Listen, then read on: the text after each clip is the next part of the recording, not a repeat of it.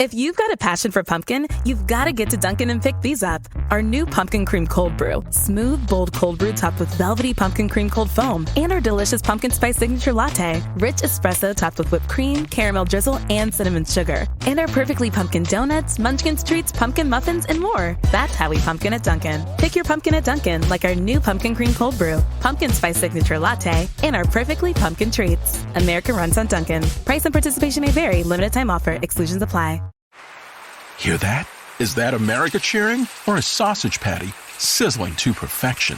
It's time to cheer for Egg McMuffin and fresh cracked eggs at McDonald's. It's time to wake up to the aroma of freshly baked biscuits and treat yourself to a real honest-to-goodness morning meal. Breakfast, it's on at McDonald's. Now enjoy a large iced coffee for just $2. Add a breakfast sandwich to make a meal.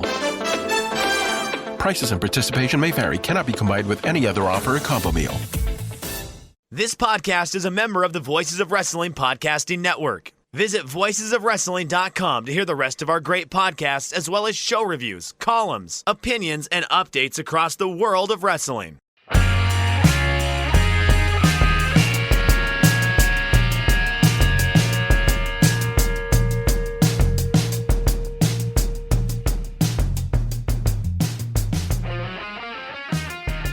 Hey kids, do you like wrestling?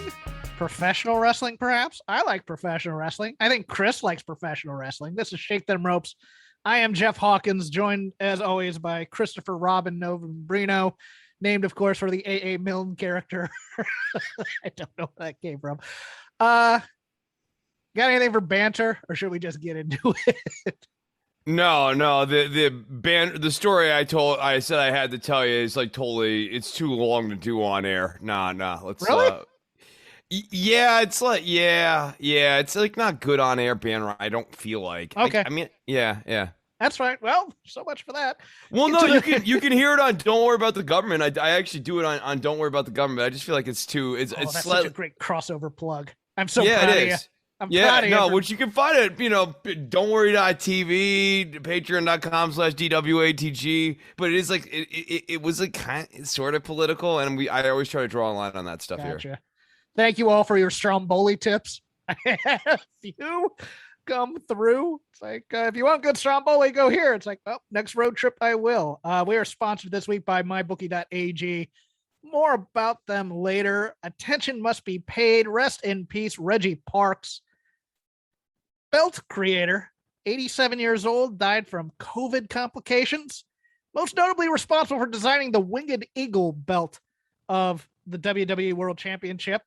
Belt famously worn by Hulk Hogan and Randy Savage. Also designed the WCW Heavyweight Championship belt, the classic Intercontinental title belt. I liked his designs on tag belts quite a bit.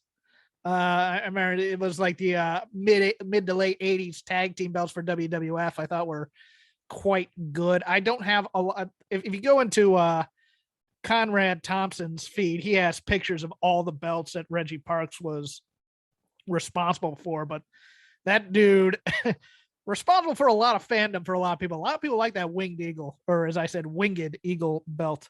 Any thoughts on Reggie Parks and his belt creations? Yeah, I think that Reggie Parks is one of these names that is actually more important for people's fandoms than they realize, because people really latch onto the belts. I think to like, this is about 8-9 years ago now, but like there was one NBA championship team where they went out and they all bought heavyweight title belts and stuff. Like, yeah, the thing, like even after normies eschew watching wrestling, like then they leave the watching wrestling part of their life, they still like the belt component of professional wrestling and the way that professional wrestling does belts. And I feel like the belts that you mentioned, the classic WWF Intercontinental title, the Winged Eagle belt, like the big gold belt for WCW, like those make certain impressions in people's minds. And, I think that actually has a pretty big impact, and those guys go as like unsung heroes. I am still Mr. Big Gold Belt. I do not own any title belts, which people find unusual. It was never my thing, and it was always seemed like too much of an investment and too nerdy. But I have friends who like are lapsed fans, but they still like. My friend Jarvis, I believe, still has an Intercontinental title with the white strap that he hangs at his cubicle at work. I just go, okay, that's kind of cool, kind of awesome. It was just never a thing for me. I don't know why, but I loved his designs. If you look at all the pictures of him, it's like he went for more of the classiness rather than the pizzazz type thing. Like, okay, while we're on the topic, what do you think of this TBS championship that they unveiled on Dynamite on Wednesday? I'm not going to be saving up money to buy one anytime soon. Okay, that was a little more direct than I was expecting, but yeah, I don't like. I for some reason I don't like the idea of titles being named after the networks that they're on. I just, in case they like change network somewhere down the road, or what's yours? You look like you're waiting for something. No, I mean, you basically nailed it. Like, what dream does it spark in my head to own the TNT title I or got the a TBS title with a logo of a network on it. It's like divorcing itself from the sport of it, and you're like now back into this is a network television show rather than a federation that you win big titles in, and that, I mean, like, it's the way that they used to pitch wrestling is like, this guy used to do boxing, but now he's in the real big leagues. He's in wrestling. Yeah. And I think that the belts go a long way to selling that sort of sport presentation. I really liked the NWA television title of the mid to late 80s. I thought that might be a title, the red belt with the red strap. I always thought that was kind of a cool little belt. Yeah, and the television title's an elegant way of sort of having your foot in the door as like, this is a network TV show, but also still talking about this as like a sovereign promotion that has a television relationship with a network. Yeah, so it makes the show seem more like a peer. Yeah, the history of the television belt was always that, the important stuff happens on the house shows.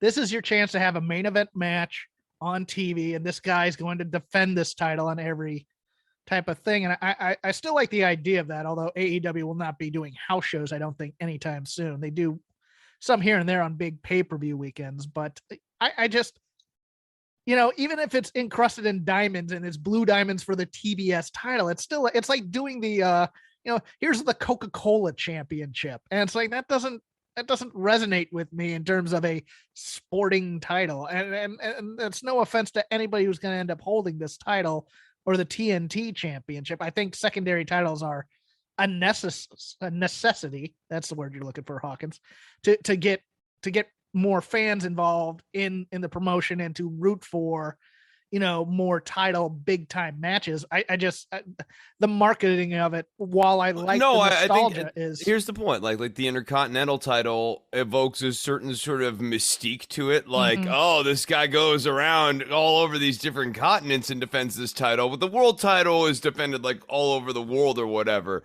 Like the Intercontinental title, it's essentially the intermediate title. Yeah, but you found a classier way of saying intermediate. And the secondary mistake that was then put on it back in the 80s and 90s of it being the workman's belt, with the exception maybe of Honky Tonk Man.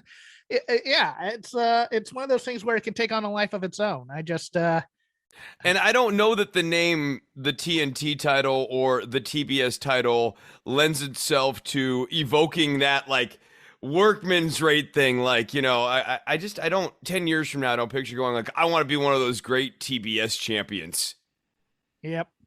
Bobby Fish officially signed by AEW, a deal per Dave Meltzer of the Wrestling Observer, helped brokered by the Young Bucks. There was a relationship there because look, Fish and O'Reilly were stalwarts of Pro Wrestling Guerrilla, especially when I was going there. I like Bobby Fish a lot. I don't see a lot of, unless he's going to be put in a tag team, I don't see a lot of upside in terms of, he's not going to be in the big programs, but I could see him being a solid part of a stable or something. But this is a lot like signing the other guy in a tag team in many ways to me, even though that match with Sammy was really, really good. I'm not going to take anything away from Bobby Fish's talent. He's not the most dynamic promo in the world to me, but I liked the video package they did for him.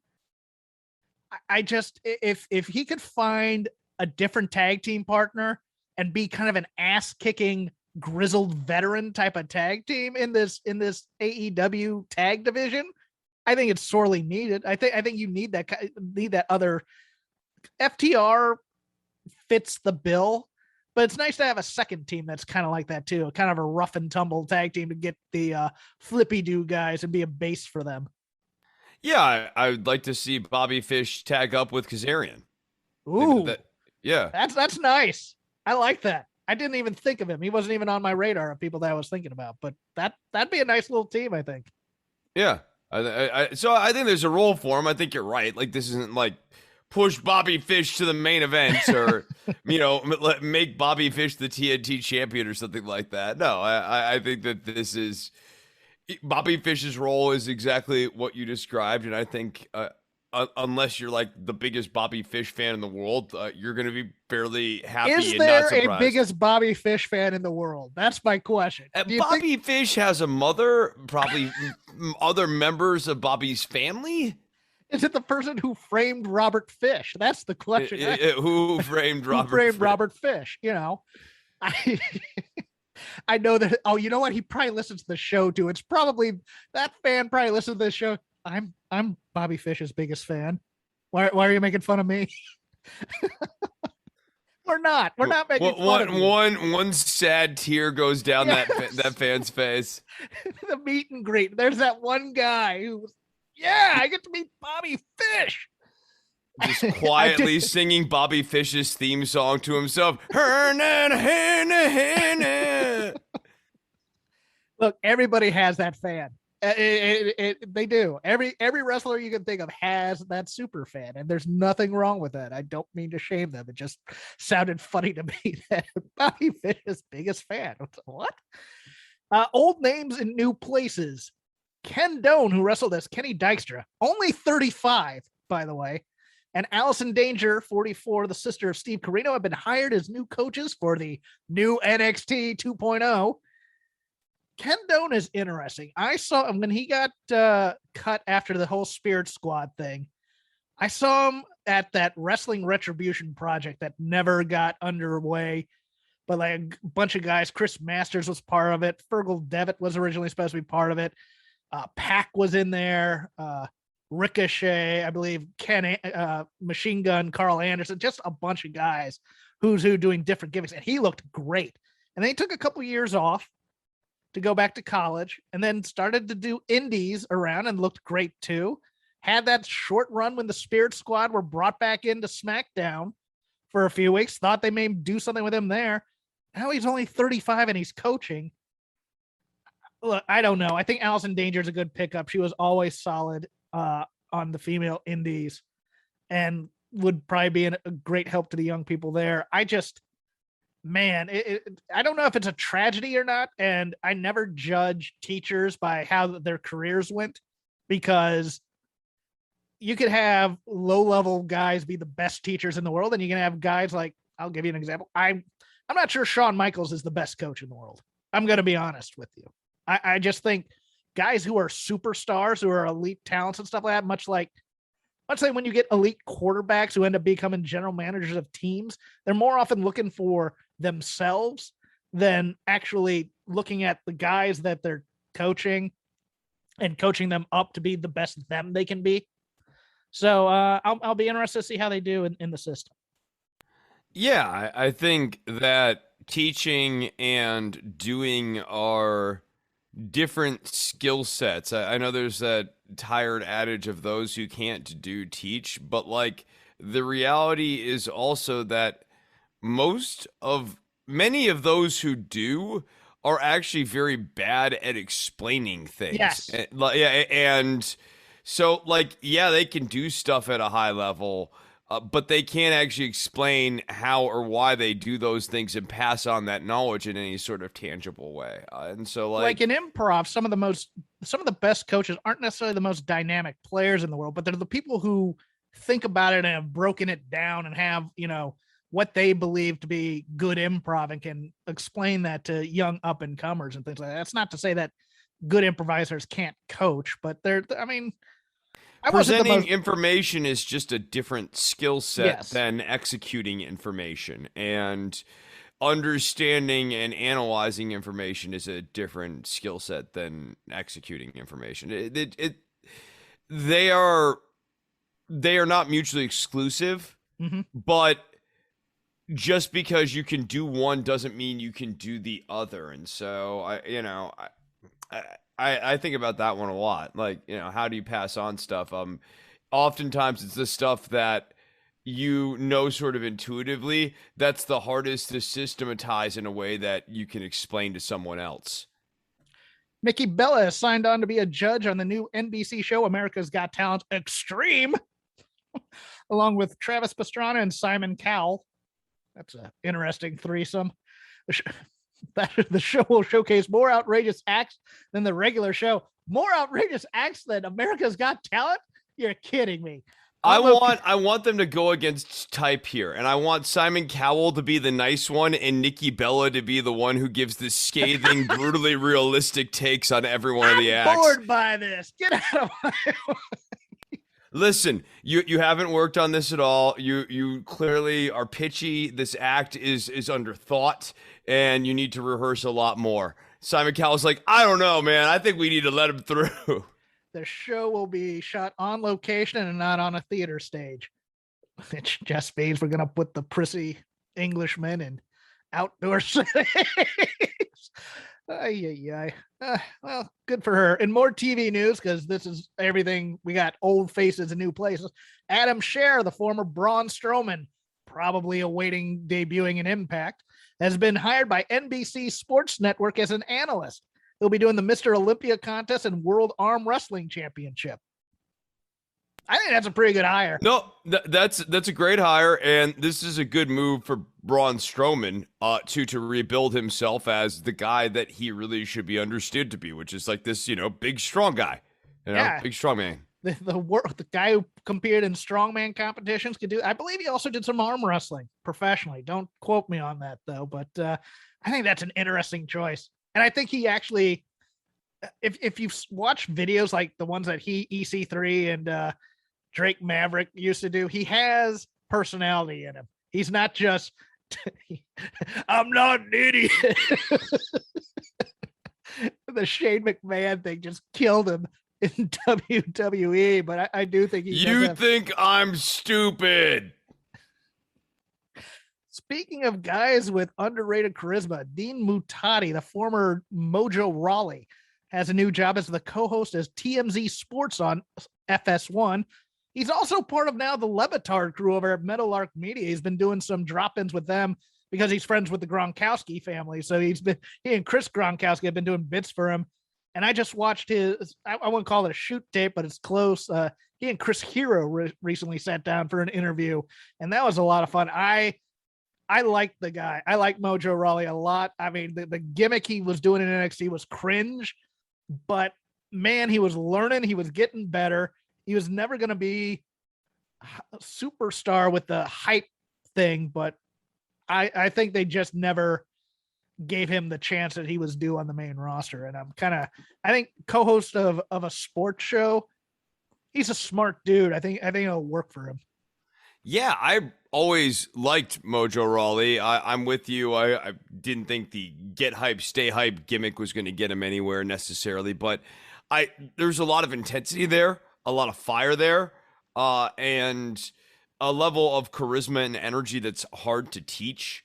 Like he does work at a bigger level than a lot of people do, and that's one of those things that's hard to teach. So like, I hope in a way he's not done with wrestling, because I'd like to see him take another crack at it at some point. I do too. I'd like to see him, maybe not Impact, but like a Ring of Honor, hell, a AEW dark match, I think wouldn't be that bad for him.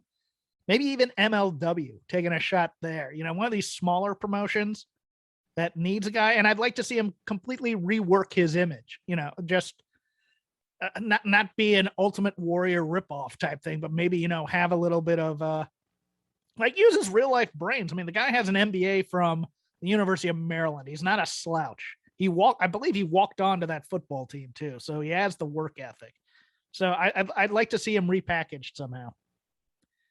Ronda Rousey has a new show on ESPN Plus called Rowdy's Place, where she talks to different combat sports stars, including, I believe, hockey enforcers, because she has one of those up there from the LA Kings. There will be at least 2 episodes on pro wrestling during season 1. One will be Kurt Angle, who, as you might recall, won a gold medal with a broken friggin' neck. And the other will be on ECW. This one's interesting. I don't find Ronda Rousey to be a compelling media presence at all. I think she and who would I liken her to? Danica Patrick, who is kind of trying to grow a podcast brand out. Those two were so hyper-focused athletes that their personalities were all through their sports. And so they don't seem to me to be compelling interviewers other than, hey, you're a high-level athlete. I'm a high-level athlete. We're both intense. Let's talk about that for a while. Yeah, so this actually, I think, almost gets back to the teaching thing, right? Like, you can perform at a high level, but just because you can perform at a high level doesn't mean that you can present at a high level. So you might have had a very interesting life, driving race cars and doing all these things in car racing world or in mixed martial arts world. But you might not be particularly good at telling a story or understanding like the ebbs and flows of a conversation, how to make that good. And an editor, of course, like, and all these people will be heavily edited and, you know, coddled well by their editors. An editor can smooth that out a little bit, but at the end of the day, if you're not that interesting on a microphone, you're just not that interesting on a microphone. It's hard to teach someone how to be able to like listen to what someone else says and come up with a quick joke on the fly or something like that. You either have that or you don't. And that's hard to teach, even if you're a good teacher. I think I have that, but sometimes the comments tell me different. I never read the comments. So. I never read the comments, exactly. And we'll end the news with the WWE draft wrapped up this week. Draft talk, winners, losers. I love your the phone draft. calls, 1-800-SHAKE-ROPES. 1-800-SHAKE-ROPES. Chris from San Bernardino, hello.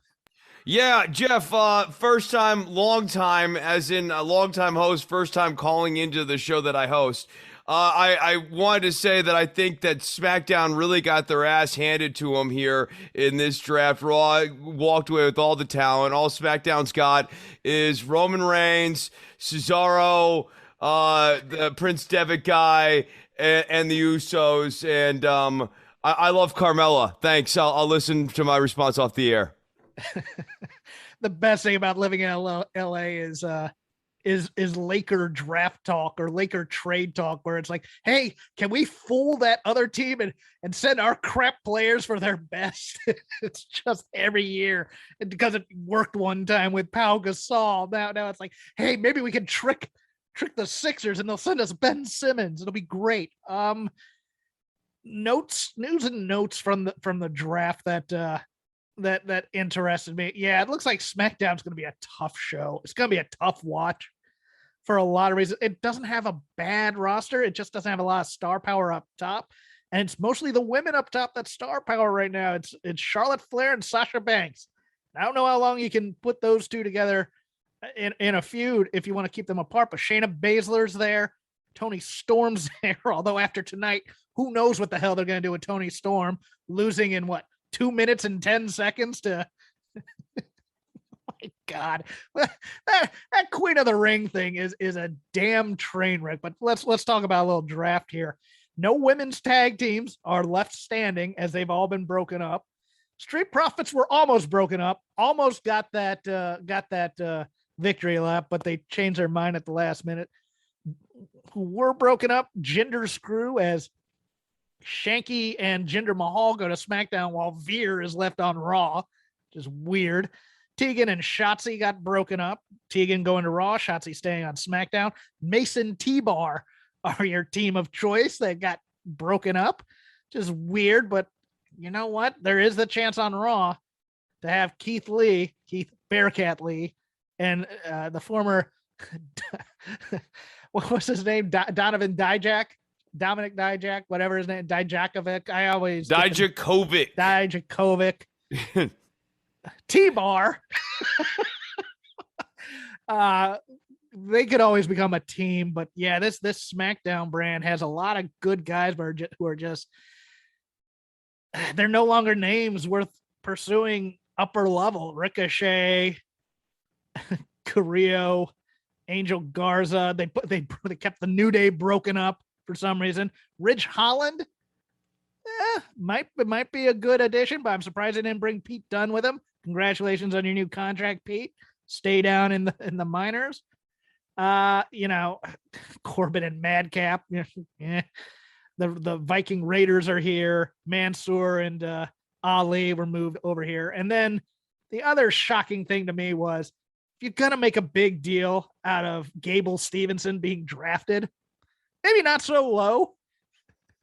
I think he was like one of the last picks of the night. It's like, oh my God, this was a huge thing. No, you drafted him on like the second night of the draft or the last night of the draft towards the end there. It's like, okay, it's all right.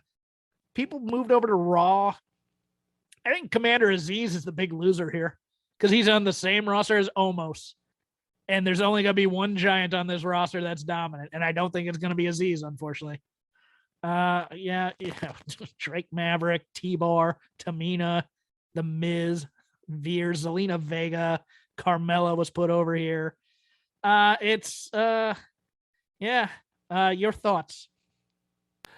I think McIntyre's over on SmackDown now, right? Yes, it's going to be Roman and Drew McIntyre. Yeah, it's going to be Roman and Drew McIntyre. And then I think eventually you get a Cesaro program with Roman too. But like when you're maybe the only winner on the SmackDown roster that I can immediately see is potentially Cesaro. They might try to do another push with him, but like Bloom's off the rose with that guy. Long time. We got the New Day here and we got Hit Row. I mean, we have a pretty good New Day without Big E is not the New Day. You're right. They got a pretty good tag division though in SmackDown. If they want, SmackDown. I mean, like with the two angles here, they might do a lot of women's wrestling and they might do a lot of tag team wrestling. Those are the two things that we know WWE's really, really good at. So I'm looking forward to seeing this point of emphasis show that they'll be coming out with here on Friday. Two things that WWE is known for. It's their depth of their women's angles. They let the women really work and really kind of explore their various styles. And every woman has a very different style. That's one thing about the WWE match. Same thing with the tag teams. You know, like these guys. Their care of the tag team division. What they are known for. Oh, God. Oh, that's the draft talk. Before we get into the lazy river of wrestling criticism, do our ad read today. Absolutely, Jeff. Today's episode is sponsored by MyBookie. With over $500,000 in contest prize money up for grabs, the NFL is back in action, and so is winning season at MyBookie. Head to mybookie.ag to choose from a variety of boosts and free bets and get in on the fan favorite $100,000 super contest, which only costs $10 to enter.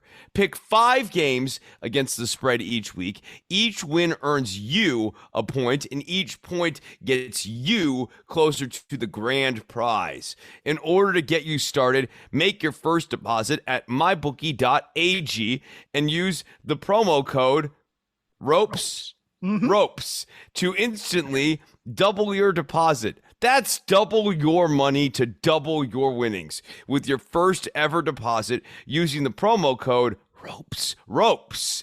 Bet anything, anytime, anywhere with MyBookie.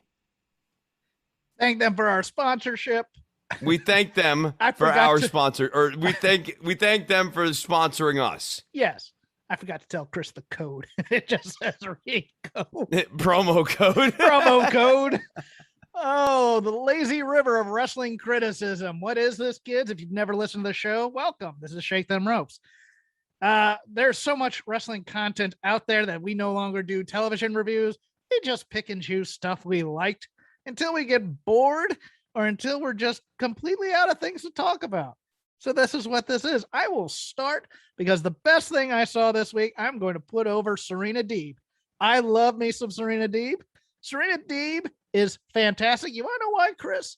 Because people want to cheer her, and she's going to have none of it. And I love every second of it. She did this on the pre-show in that match with Thunder Rosa for the NWA Women's title. She did that here with Hikaru Shida, or Hikaru, depending on how you say it. I said it like Dasha does. Dasha says it Hikaru. It's probably Hikaru. Oprah. Oprah. I loved this. I love her embracing the Dean Malenko gimmick, woman of 1,000 holds. I love that she is just nasty in terms of submissions and working over a body part. I love that she came out and immediately said, I'm going to be the heel. She took that chair, threw her back under the ring. It was great. And I loved the postscript of her taking the award and braining Sheeta in the head with it afterwards, and then doing her namaste pose. Because she does yoga. That's been her entire thing the whole time. She is a fantastic heel, and this was the best thing I think I saw all week. Yeah, I agree. I really enjoyed Serena Deeb in this match. I think, you clearly see her taking mannerisms from Dean Malenko, the blue color scheme. You get getting the Ice Woman sort of thing with, I'd like that if they made her the Ice Woman. They've really been Dean Malenko gave her the blessing and stuff, and the work in the limbs and stuff is increasingly Malenko-esque. And with that is a soft heel persona, she's a heel and she's icy, and she used the eye rake, so she's definitely leaning into it. I mean, it's not so subtle messaging at this point. She is a heel. It's just not an extremo heel yet, but definitely clearly on the heel side of the roster. Sheeta, for her part, I thought looked pretty good in this match too. I kept thinking, man, if Sheeta had a gimmick that was a little bit more accessible, because I look at Sheeta's gimmick right now and I'm not really sure what Sheeta is supposed to be. There's a lot of early stage Bailey in Sheeta, which worries me a bit. I'm here for the fans and I'm here to do my best. And that's it.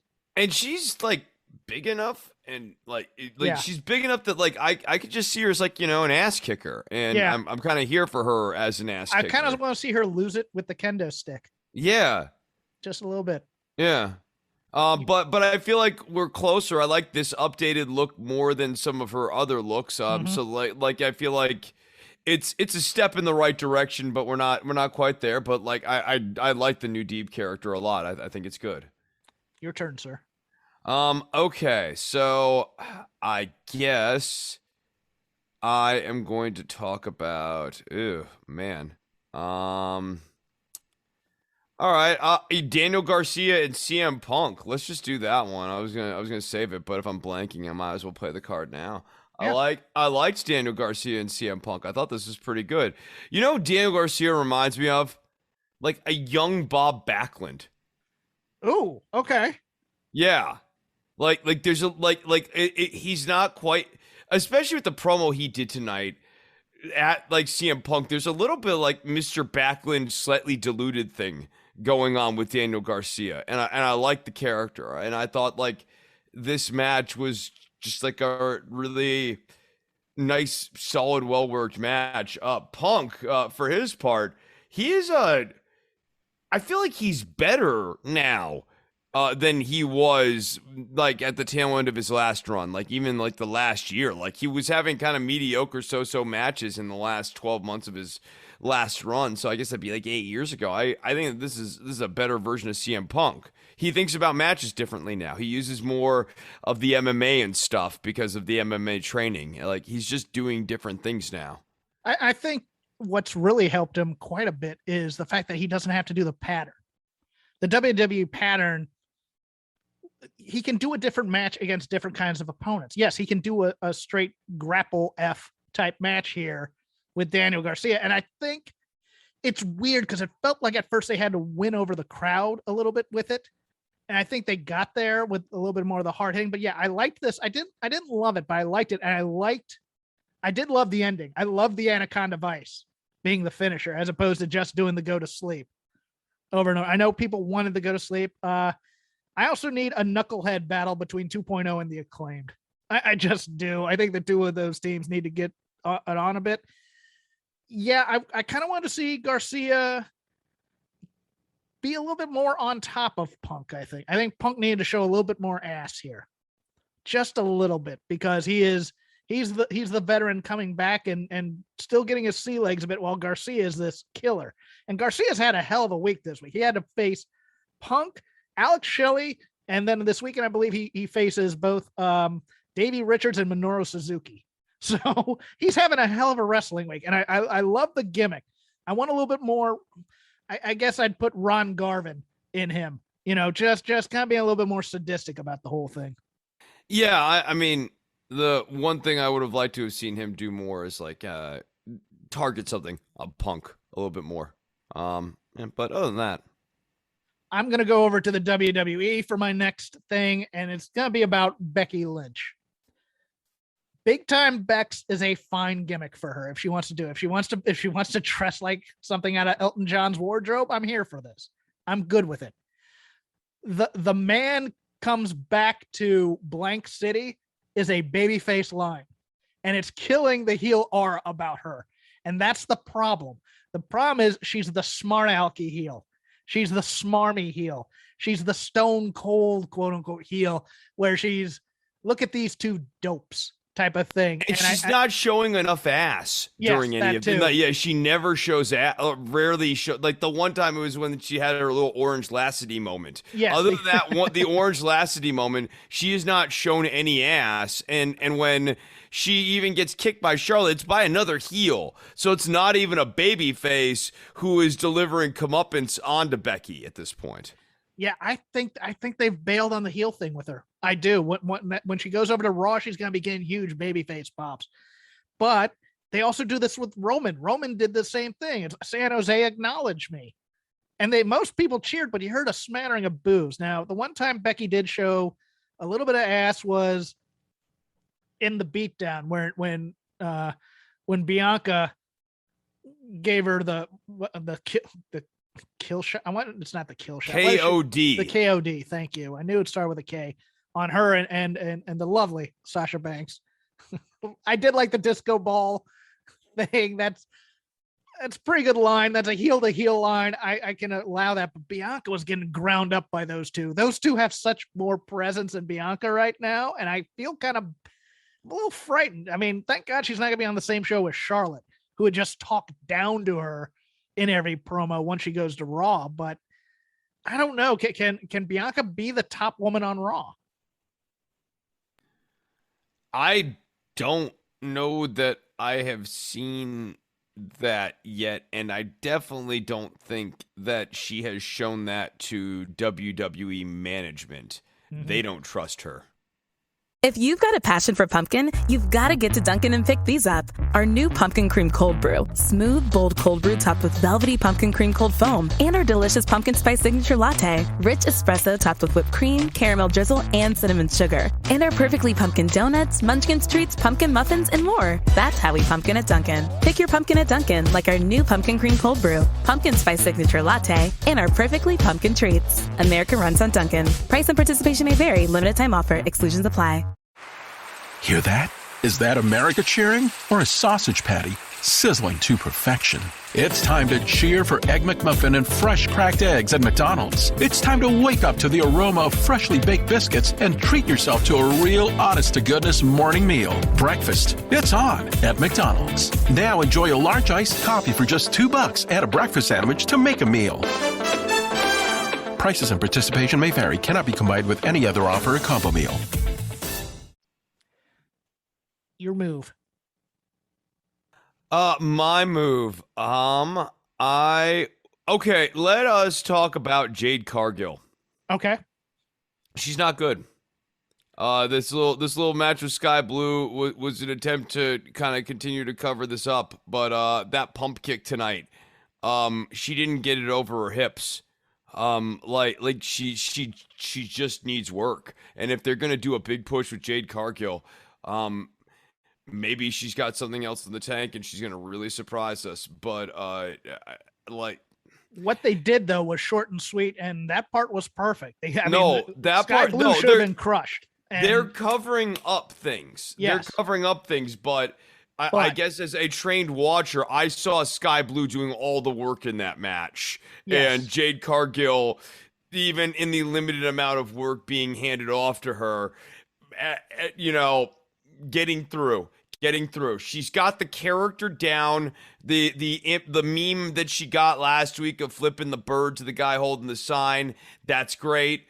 But at the end of the day, this is a thing that's done inside the four ropes, and you can't do 30-second squashes forever. No, right? Like, how do I give you a main event push, like as the women's champion or something, and the best you can deliver is like maybe a 6 and a 6.5 minute match with a lot of smoke and mirrors? Yeah.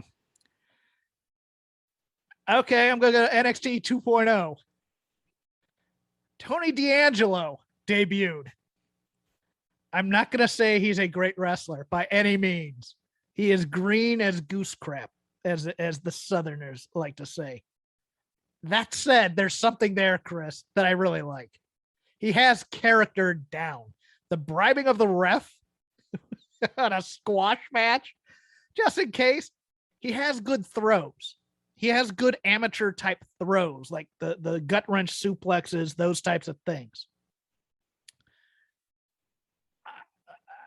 It's going to be a rough road a little bit here, but I liked him. I didn't hate him as much as I thought I would. And a lot of these guys are starting to grow on me. Braun Breaker, of course, has grown on me. The Creed brothers have grown on me. I've watched that squash from 205 while I was waiting for you. Love those guys. The Diamond Mine promo video was great.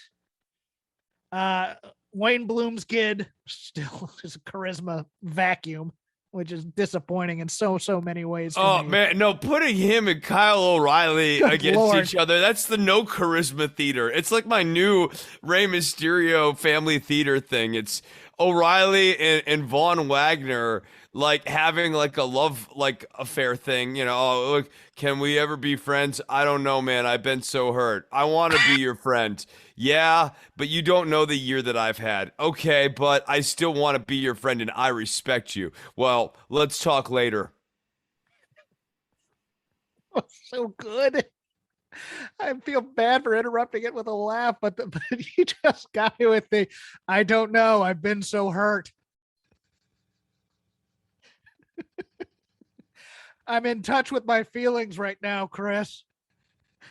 Listen, Vaughn, you're a nice guy, and it's nice that you're being nice to me, but other people have been nice to me, and they turned out to be not nice. But you got to understand, I have dreams. I got to go out there.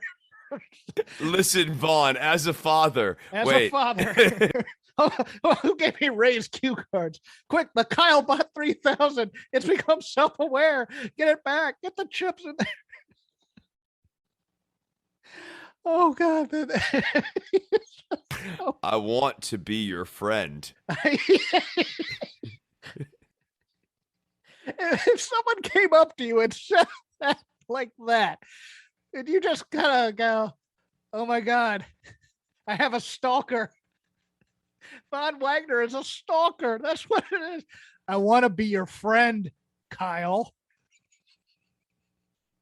I want to... Kyle, I want to be there for you. I won't be ignored, Kyle. Like Glenn Close and Fatal Attraction. Chris has muted himself because he's laughing. Yeah, no, I just didn't want to like laugh all over it, but yeah, no, I Dude, please do that this week. Go up to some stranger and go, I want to be your friend. Kyle. I really respect you and I want to be your friend, Kyle. Way to sell it. Way to sell it. All right, I gotta pick something out here. NXT UK. You know what? I kind of actually enjoyed this Heritage Cup match. Yeah, it was fun, but it was like, I like Noam Dar. And yeah, I like the heel versus heel dynamic in Noam Dar and Wolfie. I think Wolfie is a fun character to watch at times. He makes a good underdog, right? Yes. Like there's like something endearing about Wolfie that like he can be kind of an instant baby face, and he works as sort of like this underdog sort of guy. No, I liked that. Otherwise, NXT UK absolute nothing show this week. I'm here for Ginny and Mako though. Yeah. I'm here for that. I think Ginny is underappreciated asset. Not as underappreciated as Kaylee Ray these days, who is persona non grata on any show. Perhaps not even as underappreciated as Toni Storm. 2 minutes in. Let me do a quick aside about this. Yes, 2 minutes for Zelina Vega and Toni Storm. And Toni Storm is doing the most cringe child of the 80s reference heavy thing that they can do. Her mom liked 80s rock and roll, so all she's gonna do is make 80s references, which, hey, look, I love me some 80s references. It's just, and then Liv Morgan and Carmella, not only, they were originally supposed to be the historic first match of the Queen of the Crown tournament, or whatever the hell they're calling this, but that went, what, a minute and some seconds? And while I like Carmella, Liv needed something if I'm ever going to take her seriously again. And it keeps on looking like they build her up and they just cut her knees out from under her every single time. I'm not the biggest Liv Morgan fan, don't get me wrong, but if you see something in her, do something with her.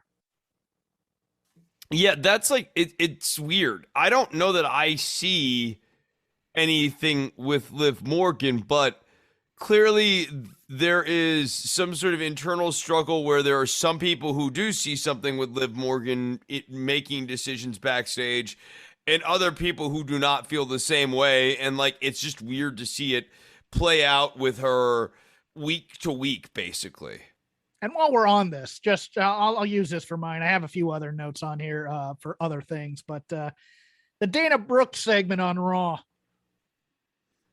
Look, I know that here's the problem. I can't separate the fourth wall from this.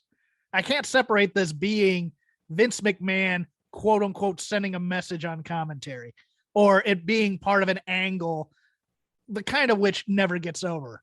The you're a loser, you suck. It either ends up being she gets a win, but then it never culminates in anything, or she gets a repackaging, which makes her look stupid. It never ends up turning into, say, Bayley in NXT, which was done well, where she went on a losing streak, and then she had to beat the other horsewomen to get to Sasha Banks, to get to Brooklyn, which was really well done. They're never going to do that kind of thing with Dana Brooke. So this, look, I get that. Like, I remember Lanza had a nice diatribe about this, about how in real sports, they criticize the people all the time, but that's a real sport where people are doing real things as opposed to a predetermined type of choreography. And it's one of those things where I don't know. I mean, there's also a certain way that commentary is done in real sports that all of us who follow the business with any degree of closeness know that commentary is not like that, especially not in WWE's product. Like, you aren't just given 5 to 7 minutes to vent it out. This is not, if you're watching WCW in the 1990s on the B Show and Bobby Heenan's on commentary, yeah, he might just do like a piss take on somebody for 5 minutes in like an inconsequential match, and he'll just like crap on some like mid-card talent. Sure, you might actually get that on a show like that. Ventura, same way. You're not going to get that on a WWE show, because Vince is monitoring everything. So when you get this sustained, Dana Brooks is underperforming, she's not living up to expectations, she seems like she's got a lot of talent, but where is it in the ring? Those are commentary notes, and those commentary notes come from a certain direction. Yeah. Joe Gacy and Ikemen Jiro. Have you fallen in love with Joe Gacy yet? Oh yeah, he really speaks to me, Jeff. He speaks to your generation, and yeah, no, he really does. again, it's like they don't really know what they're doing with this gimmick because, like, frankly, most of the people who watch WWE television are millennials or older. So making your heel character a millennial, like, who is this Gen Zer who is coming to beat up Joe Gacy? Spoiler, they apparently have not settled in on that yet, which is why he's going up against other millennials like Ike Manjiro. And Jiro's a guy who I think this character is a little too goofy, but I could almost see this character working for WWE's audience. But wait, what is this character? Guy who wears jacket? And he likes to have fun, Jeff. You son of a... Let's see how it plays out. You just got to see how this stuff plays out. Oh, you should have done Canny for that for me. Yeah. Kenny loves Ike Manjiro. He loves to have fun. Oh, I almost dropped an expletive on this show when you told me that. I was so mad when you said that. Because that's his gimmick is guy who wears jacket who has he likes to smile fun. And have a good time. Yeah, that's a winner. I like to smile. I like to have a good time. I hate both. I hate fun and I hate smiling. I know. Trisha tells me. Wow. Your turn. Arn Anderson. We have heightened the ridiculousness of this angle, and I loved every second of it. He is in Cody's backyard like a hobo with a trash can fire going. For no explicable reason, somehow has gotten a hold of some of Cody's clothes. To make this even more ridiculous and more fun, Cody is relaxing at home in a three-piece suit because it's after 8 o'clock. And what is he, a farmer? To quote the great Jack Donaghy from 30 Rock. We see him up in the upstairs. I was like, I almost thought it was a mistake at first. And then he comes outside. Arn, what are you doing? I'm just burning your clothes. So Cody comes down. And Arn just starts reading him the riot act about getting soft and all this other stuff.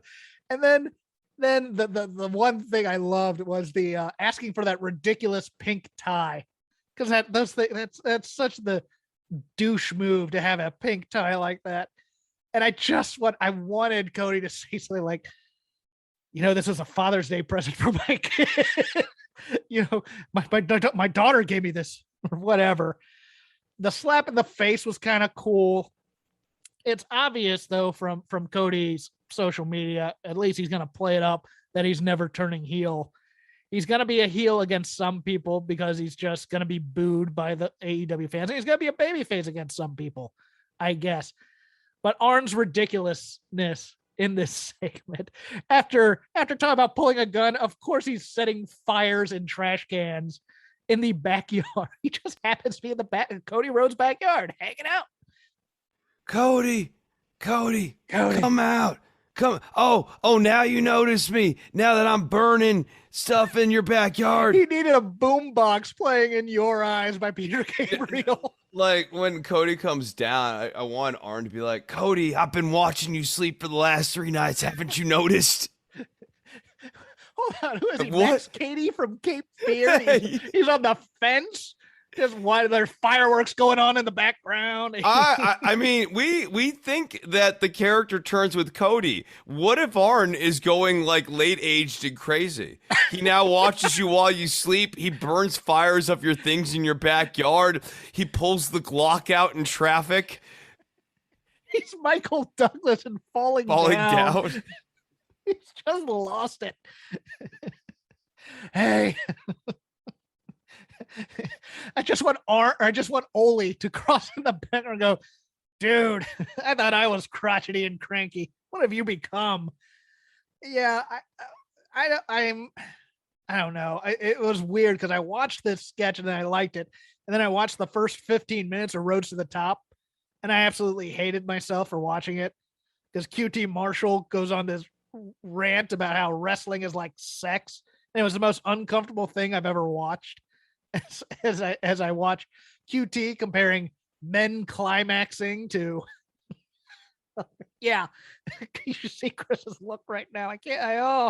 Like I get this on audio, I would, but I can't. You have anything else? Not on that. Arn Anderson No. likes to watch you sleep.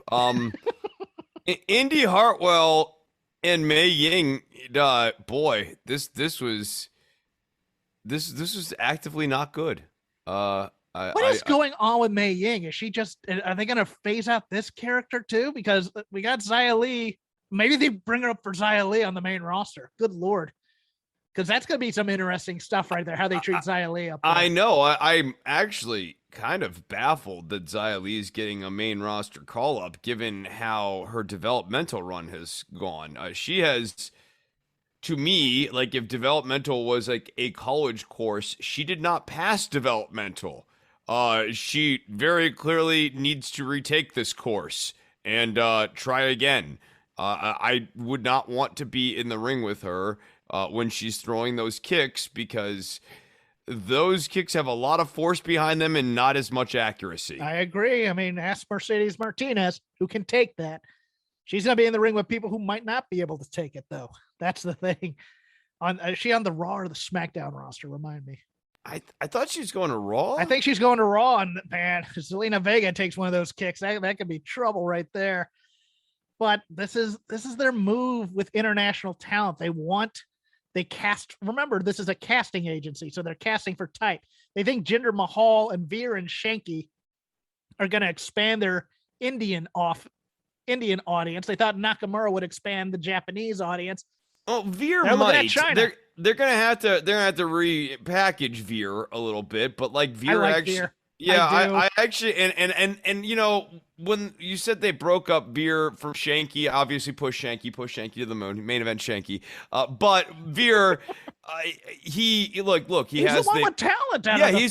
He's a Major League Baseball, but also like they did do that extended match with Veer a couple of weeks ago on Raw, and like he was a little out of control on the Fez press, but I thought that was kind of cool at the same time. It looked like he was really throwing his body, and it got a little excited. And I know they don't like excitement. They want you to be able to do the same thing over and over again and be safe. But there was a lot of cool energy there that I liked out of him. And I think, they're never going to make him anything, but at the same time, you know, but he might get this guy seems like a classic candidate for a repackage. And I don't know, getting back to the point, Xia Li is being put up there to hopefully expand Chinese interest. Yeah. That would be the hope. I mean, maybe she'll invade Taiwan for the first angle she does. WWE signs their first Taiwanese talent. All of a sudden, Xia Li's been recalled for some reason. Why is that? I will give WWE kudos for this booking. I think this is going to be in Saudi Arabia, unfortunately, but they finally did a proper use of Hell in a Cell. Edge, Seth Rollins should be Hell in a Cell. If you break into my house, I want the most vicious match you could possibly give me to do it. Good on you. If you didn't do a pay-per-view that just absolutely killed this stipulation, this would have been the best move they had done all year in terms of building a match to an actual stipulation type thing, I think. Yes, I agree. I think that this was earned. They did a nice job building this. I'm not white hot on this particular angle, but I'm hotter on this angle than my next Lazy River topic here, which is the Roman Reigns and Brock Lesnar feud. Which, I have completely lost the thread on the Heyman week to week at this point. I know Roman's mad at Heyman, but I'm not even sure why anymore. He's testing Heyman's loyalty is what he's doing, I believe. I feel like we've been doing that for weeks now. Now, what do you think the end game here is? Who do you think Heyman's actually with? I don't think that the writing has decided that yet, which is what makes this boring. I don't know that it's actually decided. And the way they've been writing it, I'm not actually getting a clear clue. You think they're hedging? I think they're hedging. I think they've been writing this in a hedge format. Like this is like Who Shot Mr. Burns, where they can reveal that it's Maggie Simpson at the end. Well, the funny thing is, it feels to me like he's going to end up with neither, because neither guy is going to trust him. And it's like, well, then what do you do with Heyman? You fire the guy? You can't fire the guy. I say put him with Bailey, but they're never going to do that. He picks up Drew McIntyre. Oh God.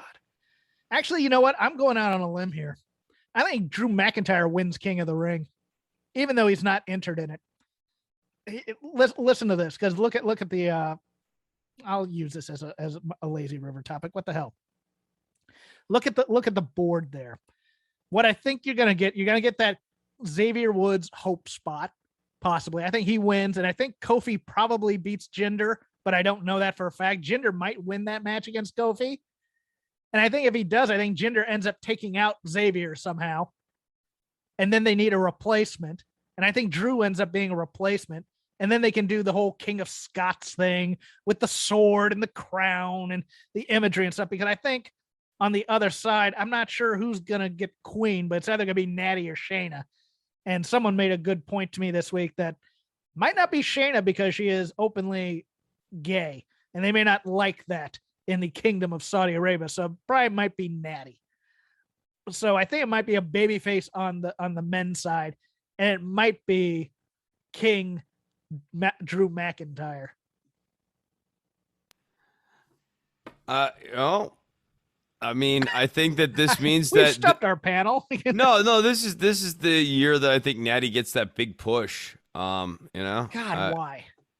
I mean, I like Natty. I'm joking. I don't think that that's happening. I think that like if they do that with her, it will be this absolutely perfunctory one night. She's the Queen of Hearts, and now she's the Queen of the Ring, and then we never remember it. Or maybe it's some final accolades. You know what? Like, thank you, Natty. That's what it is. It's the thank you, Natty, so she can be first and go down in history. Yeah. For a ceremonial title that they eventually turn into a comedy gimmick all the time. So yeah, right. I mean, this Queen Tamina. It's like, okay, right. No, like if it wasn't Natty, like Zelina Vega is the absolute type of person who would get the Queen of the Ring gimmick, and it's not for any good reason. So Lio Rush's new gimmick, I think, is a bit convoluted and hard to follow. And talking like junk bonds this week. Yeah, it's like too much, man. It's too much. It's beyond Cameron Grimes. Cameron Grimes like made money on GameStop. Okay, like people know about the GameStop story. I'm angry about Cameron Grimes cock blocking our friends. I don't want that more on TV. Thank you very much, but please continue with Lio Rush. I'm glad that we're now settling back into like more of the man of the hour stuff, and it seems like Leo's sort of easing off of stock talk with Lio Rush. And we're getting back to like the man of the hour and that sort of thing. It's such the segment on Rampage with him and Dante Martin and I'm gonna call him I almost call him by his WWE name. What's his Matt Seidel. Yeah, I was gonna call him Matt Bourne, but it's I almost call him Matt Bourne. He is not Matt Bourne. Maniac Matt Bourne. Not nearly enough cocaine in him to be Matt Bourne. The original Doink, for those of you who don't know who Matt Bourne is, or Big Josh from WCW time, if you will. Hey, you need to prove yourself. Go out there against CM Punk. It's like, okay, I'll do it. It's like they made Seidel look like such a doofus in that segment where it's obvious Lio Rush is going to be a heel. Although I like the idea of Top Flight and Lio Rush as a trio. I do. I think that'd be kind of cool. Although it's a little too close to what they did with Private Party and Matt Hardy. Because I think you'd have to turn Top Flight heel. And it's like, God, we just end up turning all these guys heel when Top Flight should be super over Rock and Roll Express style baby faces in my estimation.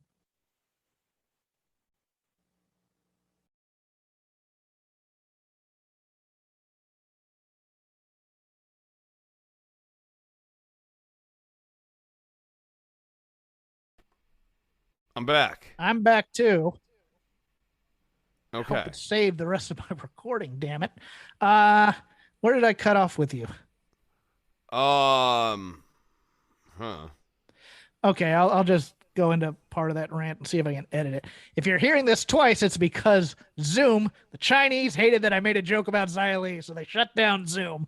And now I was talking about Top Flight. It's my hope to get the Kingdom of Saudi Arabia to come after me a little bit later. They tend to be a bit more hands-on with their approach. Oh, you don't know the Chinese government. I was talking about Top Flight and Leo Rush, and the idea that they might be a trio down the road, which I think is cool.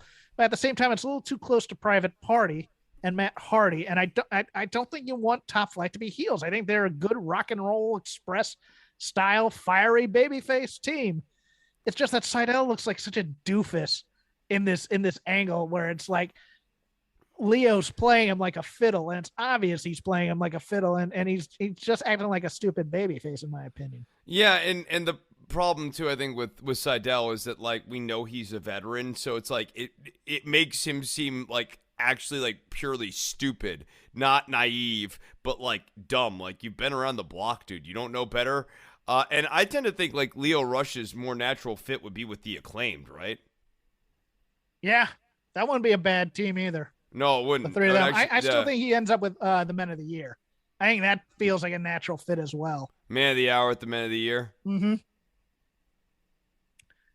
Well, I used my last thing, which was the joke about Cameron Grimes and that thing. Do you have anything else? Let me see here. Rhea Ripley and Nikki Ash stink. This is a tag team that's got nothing to it. It will not have Is it anything. getting? Hold on.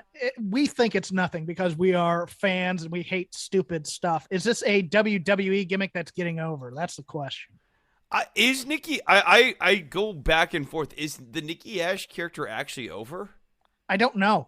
I don't know Because she got booed on this singles run when she was doing that with the title. But in this, in the RK girl, RK Rhea, whatever we're gonna call this, it's basically RK Bro, but with the women. Is it getting over? Is Rhea actually helping her get over here with her being the put upon straight person for Nikki? I feel like it's not actually helping Nikki get over that, but Nikki's not dying because she's Rhea's buddy, but like, the character is that the Nikki Ash character is annoying and slightly diluted, and Rhea Ripley is the down-to-earth, grounded, straight person. Yeah. I'm ready to wrap it up if you are. Let me see if there's anything else that I want to hit on. There's nothing pressing for me. God, this Goldberg angle stinks. I don't care. But, you know, he's going to Saudi Arabia, which, you know, if you wanted to kill somebody, Saudi Arabia is a good place to do it. What's wrong with us this week? Oh, we'll end there. Follow me at Crap Game 13. You can follow Chris at DWATG. We'd like to thank MyBookie. Use code ROPES. Double your deposit. If you just want to follow the show at Shake Them Ropes, all one word. I basically retweet when the YouTube video gets out there because that's usually quicker. We are part of the Voices of Wrestling family. You can watch the show and how we video and just the looks we give each other when we say weird things from time to time at youtube.com/Voices of Wrestling. DWATG stands for Don't Worry About the Government. That's Chris's other passion project. Chris, tell us about your podcast, please. Yeah, hey, if you want guitar lessons, you can get guitar lessons. Get guitar lessons like the stars. Hit me up at DWATG. You can get the reasonable, I listen to Voices of Wrestling price, which is a slight little discount, a little listener discount. Hit me up at DWATG. You can go to patreon.com/DWATG to check out Don't Worry About the Government. I just taped a 75-minute monologue show here on Wednesday where I cover, Jeff and I were talking about China and Taiwan. I do a whole seg on China and Taiwan, talk about the budget bill, and COVID-19, the vaccine. The anecdote I didn't do earlier in the show because I thought it was like a little too political. You can hear that there. It's like, I don't know, 10, 15 minutes or whatever. So you can get all of that over at patreon.com/DWATG or on iTunes, Stitcher, or Spotify. Subscribe to Don't Worry About the Government there. We'll see you next week. Bye. If you've got a passion for pumpkin, you've got to get to Dunkin' and pick these up. Our new pumpkin cream cold brew. Smooth, bold cold brew topped with velvety pumpkin cream cold foam. And our delicious pumpkin spice signature latte. Rich espresso topped with whipped cream, caramel drizzle, and cinnamon sugar. And our perfectly pumpkin donuts, munchkins treats, pumpkin muffins, and more. That's how we pumpkin at Dunkin'. Pick your pumpkin at Dunkin', like our new pumpkin cream cold brew, pumpkin spice signature latte, and our perfectly pumpkin treats. America runs on Dunkin'. Price and participation may vary. Limited time offer. Exclusions apply. At Lowe's, we believe fashion and function should live together, especially when it comes to flooring. That's why we put together a showroom with the top stylish brands like Bruce Hardwood, SmartCore Luxury Vinyl, and Satori Tile, all known for their reliable durability. See everything our showroom has in store for you. Order now and get it installed with help from Lowe's. Home to any budget, home to any possibility. Install available in-store only and through independent contractors. See Lowe's.com for details and licensing. U.S. only.